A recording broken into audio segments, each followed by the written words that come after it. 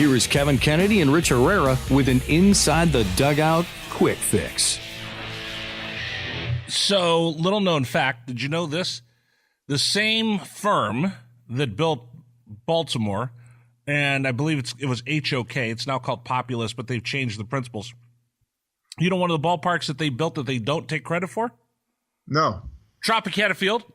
No kidding. They built Tropicana Field, but somehow they left it off of their website. I'm not sure why.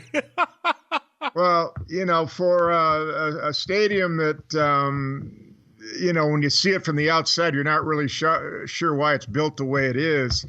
I know why it is. I know it. I know why it is. I remember for the Hurricanes, right? No.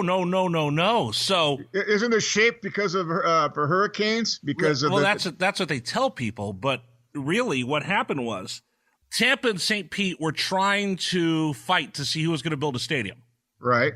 And St. Pete built the stadium first, but they built it on the cheap.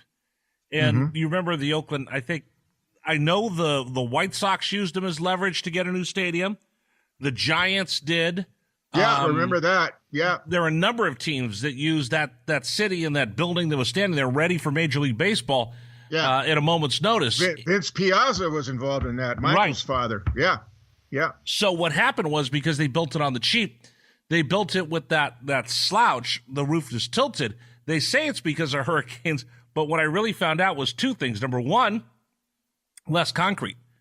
It was cheaper to build when you didn't take up that extra space to have the roof completely that high. The other thing is that it reduced the volume, the square footage of the inside of the dome, so it was cheaper to air condition.